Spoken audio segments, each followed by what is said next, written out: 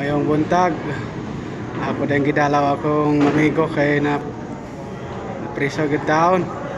Kay gibawalan siya, gipetisyonan siya siyang barangay kay siya daw pinakagwapo. Nagipahalin siya siyang barangay, gipetisyonan na preso siya sayang kagwapo guys. Oh. Actually kanang istorya tinuod sila. Wow, nanawagan ko sa kong mga amigo diya ug sila makadalaw na ako diri ug pagbiyansa kay laay nagkaayo diri mga busing. Mga amigo na ako diya mga buotan, dalaw pa niyo diri kay luoy kay ko diri wala kaon. Wala ko diri tanan. Balik-ulingon na, di ba ako naging ko diri taman-taman kaya wag isabor.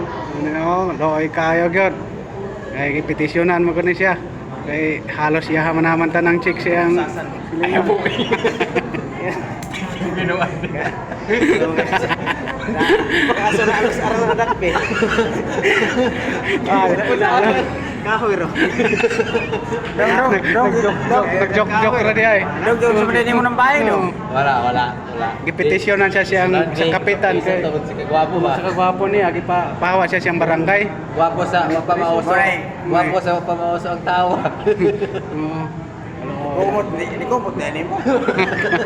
Ug maro to guys ang update, mayong buntag.